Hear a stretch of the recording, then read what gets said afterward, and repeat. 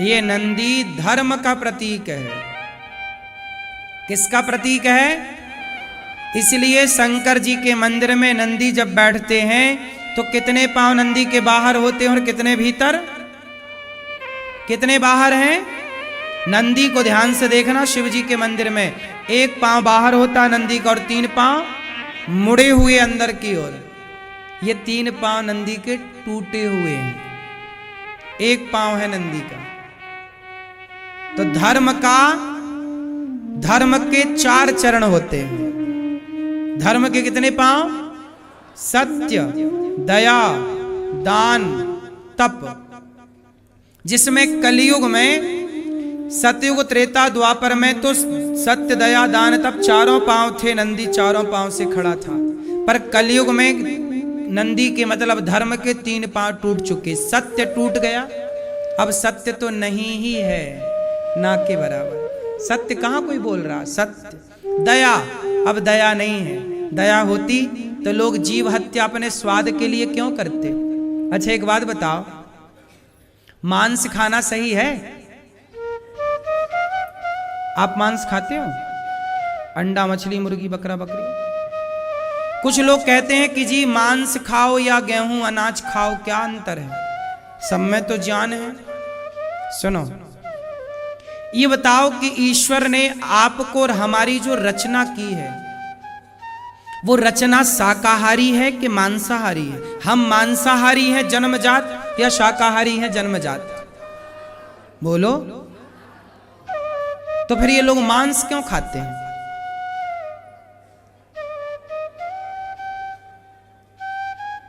क्यों मांस खाते हैं लोग? आजकल लोग कहते हैं कि जी मांस, कुछ लोग मांस खाने की पैरवी करते हैं। एक बात बताओ, यदि मांस खाने के लिए ईश्वर ने हमें बनाया होता तो छोटे बच्चे को जब वो होश संभालता है तो पहली बार उसे खीर चटाई जाती है कि मांस चटाया जाता है? यदि आप जन्मजात मांस खाने के लायक होते तो छोटे बच्चों को बचपन में ही मांस खिलाया जाता। लेकिन बच्चे मांस नहीं पचा पाते। बच्चों को माँ का दूध और माँ के दूध के बाद सात्विक चीजें खिलाई जाती हैं। हाँ या ना? तो आज के अंदर लोगों के भीतर दया नहीं है। सत्य टूट गया पांव, सत्य का, दया का पांव और तप का पांव। तपस्या कोई नहीं करता, तप का पांव टूटा। कलयुग में केवल एक पांव बचा नंदी का और वह है दान। ये न केन विधि दान करे कल्याण। कलयुग में केवल दान। धर्म के नाम पर क्या है?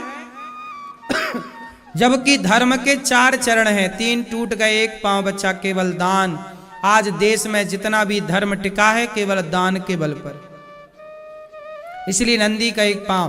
तो शंकर जी बैल पर नहीं चढ़ते, शंकर जी बैल की सवारी नहीं करते, शंकर जी धर्म की सवारी करते हैं। किस पर सवार हैं?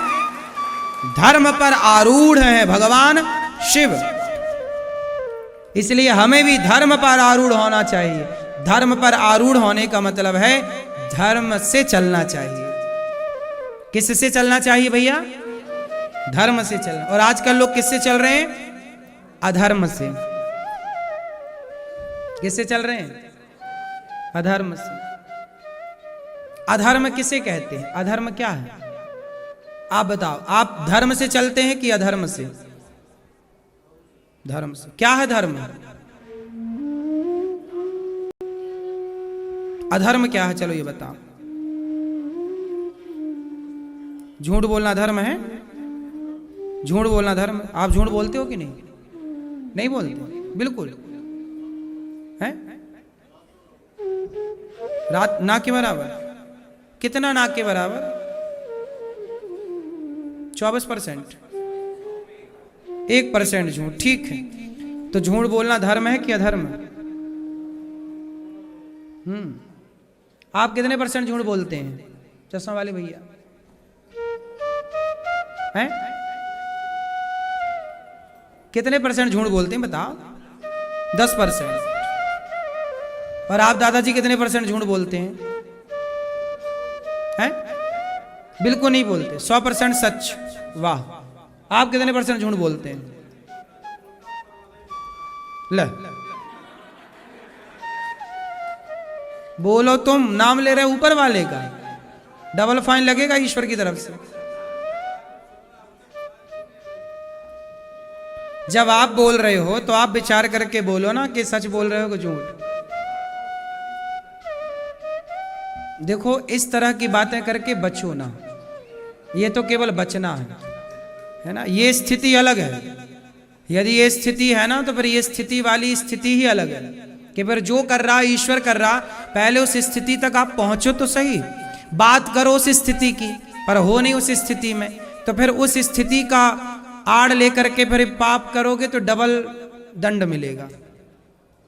अभी हम सामान्य मनुष्य हैं तो सामान्य ठीक है। जब आप वो अवधूत अवस्था, आप जिसकी बात कर रहे हैं वो अवधूत अवस्था, कि जो बोला फिर वाणी से जो निकला वो ईश्वर, फिर सर्वम खलविदम ब्रह्म, सब जगह ईश्वर, आप भगवान सबको देखे ईश्वर, फिर जो हो रहा है भगवद इच्छा, वो भी एक स्थिति है। पर देखो उस स्थिति तक यदि आप पहुंच गए हैं तो ठीक है, प्रणाम है। नहीं पहुंचे तो फिर उस स्थिति का नाम लेकर के छिपाओ ना अपने पापों को। भगवान को कपट अच्छा नहीं लगता, यही कपट है कि मैं हूं नहीं उस तरह से और बताऊं कि जी मैं बड़ा सिद्ध आदमी हूं। इसलिए नहीं, आपके लिए नहीं, सबके लिए बोल रहा हूं। कुछ लोग होते हैं ना, जैसे कुछ लोग कह रहे हैं हम झूठ नहीं बोलते। इस धरती में ऐसा कोई नहीं है जो पाप ना करता हो। बात इतनी है कि कोई स्वीकार करता है, कोई स्वीकार नहीं करता। फर्क इतना है। भगवान कहते हैं तुम पापी हो, कोई बात नहीं। कौन रहेगा पाप के बिना इस धरती पे? तुम एक पांव रखते हो ना, तो तुम्हारे पांव के नीचे ना चाह करके भी चींटियां मर जाती हैं, ना चाह करके भी जीव हत्या हो जाती है। तुम नहीं चाहते तो भी तुम्हारे मुंह से झूठ निकल जाता है। कोई कह नहीं सकता कि जी मैं झूठ नहीं बोलता। सब झूठ बोलते हैं, कोई जानकर बोलता है, कोई अनजाने में बोलता है। किसी का झूठ में स्वार्थ होता है तो किसी का झूठ में स्वार्थ नहीं होता। इसलिए कहता हूं कि आप ये कहो कि हां मैं अभी झूठ, छल, कपट, बुराइयों में उलझा हुआ हूं। जब आप ये स्वीकार कर लोगे कि आप गलत हैं, जब स्वीकार करोगे गलतियां तो ही सुधार होंगी। और आपने यही मान लिया कि नहीं मैं तो गलत हूं ही नहीं, तो सुधार की सारी संभावनाएं खत्म। क्यों जी, बात सही है? इसलिए स्वीकार करो। आपको आपसे बेहतर कोई नहीं जानता। आपको मैं कभी नहीं जान सकता, लेकिन आपको आप अच्छे से जानते हैं। आपको आप अच्छे से, मैं नहीं जानता आपको। इसलिए आप कभी मुंह दिखाना है ना तो आपको ही दिखाना पड़ेगा ईश्वर के सामने। मुझे मेरा मुंह मैं दिखाऊंगा, मैं सही हूं कि गलत ये मुझे पता है, आप सही हैं कि गलत ये आपको पता। लेकिन ईश्वर जब देखेंगे तो ये देखेंगे कि क्या आपने गलतियां स्वीकार की। रावण से यही तो कहा राम जी ने, तू गलत है, सीता चुरा लिया, कोई बात नहीं, एक बार एक काम कर, सीता को आगे कर और तू मेरी शरण में आ जा। यदि रावण, हनुमान जी यही समझाने तो गए थे, रावण चल सीता मां को लेकर राम जी की शरण में। यदि राम जी की शरण में आ जाता रावण, तो राम जी तो क्षमा कर देते ना। भले तुमने चोरी करी हमारी पत्नी की, लेकिन राम जी ने मारा कब? जब रावण ने अपनी गलतियों को स्वीकार। इसलिए गलती करने वाला गलत नहीं है, गलतियों को स्वीकार ना करने वाला गलत है। तो शंकर जी किस पर बैठे हैं? हाँ, धर्म पर। और हमें किस पर रहना है? पूरी कोशिश करो कि झूठ ना बोलो। कोशिश पूरी करो कि आप नहीं असत्य समपातक पुंजा, असत्य से बड़ा कोई पाप नहीं है और सत्य से बड़ा कोई पुण्य नहीं है। कोशिश करो कि झूठ ना बोले। यदि झूठ बोला गया है तो उस झूठ को स्वीकार करो। भैया झूठ बोले, क्षमा करिएगा, स्वीकार करो भगवान के आगे और उस व्यक्ति के आगे। क्षमा, कोई बात नहीं, निकल गया मुंह से, भैया अच्छा क्षमा क्षमा सॉरी, झूठ निकला, स्वीकार करो। कई बार कुछ लोग होते झूठ बोलते हैं, वो स्वीकार और नहीं करते, फैलते जाते हैं, नहीं नहीं नहीं नहीं नहीं हम सही हैं, सही है, सही। स्वीकार करो, गलती स्वीकार करो और सुधार करो। यदि सुधारा नहीं गया तो फिर वो गलती बनी रहेगी। तो आपके भीतर, हमारे भीतर गलतियां हैं, हम स्वीकार करते हैं। मैं भी गलतियां करता हूं, बिल्कुल स्वीकार करता हूं, सुधार भी करता हूं। तो असत्य कभी नहीं बोलना चाहिए, सदा दान करना चाहिए, सदा सबका भला करना चाहिए। शंकर जी शिव पर बैठकर यही समझा रहे हैं कि मनुष्य, राम जी बैठे हैं हृदय में शिव जी के, भगवान शंकर कहते हैं कि जो धर्म पर सवार होगा राम उसके हृदय में सवार हो जाएंगे। गणेश जी चूहे पे काहे बैठते हैं? चूहा मर नहीं जाएगा गणेश जी बैठेंगे उसके ऊपर तो है? किसका प्रतीक है चूहा? चूहा और गणेश जी का क्या कॉम्बिनेशन है समझो। गणेश जी हैं बुद्धि के देवता, गणेश जी बुद्धि के प्रतीक हैं। कौन है गणेश जी? और चूहा है तर्क का प्रतीक, तर्क कुतरता रहता है। तर्क जानते हो? तर्क, ये है तो ऐसा क्यों, वो है तो वैसा क्यों, ये तर्क है। हमेशा बुद्धि किस पर सवार होती है? बुद्धि किस पर सवार होती है? हमेशा तर्क पर ही सवार होती है बुद्धि। तो गणेश जी चूहे पर सवार हैं, मतलब ये हुआ कि बुद्धि हमेशा तर्क पर। जो बच्चा अपने मास्टर से बहुत सारे तर्क करता है, मीन्स रॉन्ग क्वेश्चन करता है, क्रॉस क्वेश्चन, ये क्यों, ऐसा तो ऐसा क्यों, ऐसा तो ऐसा क्यों, यही तर्क है। यदि बच्चा प्रश्न ना करे टीचर से तो बच्चा बुद्धू रह जाएगा, और बच्चा जितना प्रश्न करेगा उतना बुद्धिमान, उसका प्रमाण है, तर्क कर रहा है मतलब बुद्धिमान है। तो बुद्धि हमेशा किस पर सवार होती है? तर्क करने वाला बच्चा ही बुद्धिमान होगा, वरना बोधा होगा, बूझते नहीं है कुछ। इसलिए आप प्रश्न किया करो, इसलिए हम प्रश्नोत्तरी करते कि आप प्रश्न करो। प्रश्न करने से आपका ज्ञान बढ़ता है। हाँ, तर्क करने से बुद्धि बढ़ती है, इसलिए तर्क पर बुद्धि सवार है। ऐसा है। शंकर जी के द्वार पर कौन बैठा है? नंदी। नंदी किसका प्रतीक है? क्यों मैया? भैया आप बताओ, नंदी किसका प्रतीक है? चश्मा वाली भैया बैठे बैठे हैं। बैल, बैल, नंदी बैल ही तो है। बैल किसका प्रतीक है? बैल, चलो है शांति का, शांति क्या? सादी, सादगी।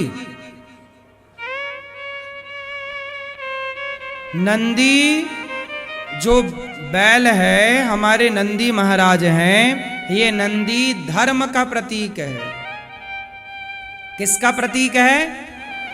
इसलिए शंकर जी के मंदिर में नंदी जब बैठते हैं तो कितने पांव नंदी के बाहर होते हैं और कितने भीतर? कितने बाहर हैं? नंदी को ध्यान से देखना, शिव जी के मंदिर में एक पांव बाहर होता नंदी का और 3 पांव मुड़े हुए अंदर की ओर। ये 3 पांव नंदी के टूटे हुए हैं, एक पांव है नंदी का। तो धर्म के 4 चरण होते हैं। धर्म के कितने पांव? सत्य, दया, दान, तप। जिसमें कलयुग में, सतयुग त्रेता द्वापर में तो सत्य, दया, दान, तप चारों पांव थे, नंदी चारों पांव से खड़ा था। पर कलयुग में नंदी के मतलब धर्म के 3 पांव टूट चुके। सत्य टूट गया, अब सत्य तो नहीं ही है, ना के बराबर। सत्य कहां कोई बोल रहा? सत्य। दया, अब दया नहीं है। दया होती तो लोग जीव हत्या अपने स्वाद के लिए क्यों करते? अच्छा एक बात बताओ, मांस खाना सही है? आप मांस खाते हो? अंडा, मछली, मुर्गी, बकरा, बकरी। कुछ लोग कहते हैं कि जी मांस खाओ या गेहूं अनाज खाओ, क्या अंतर है? सब में तो जान है। सुनो, ये बताओ कि ईश्वर ने आपको और हमारी जो रचना की है, वो रचना शाकाहारी है कि मांसाहारी है? हम मांसाहारी हैं जन्मजात या शाकाहारी हैं जन्मजात? बोलो। तो फिर ये लोग मांस क्यों खाते हैं?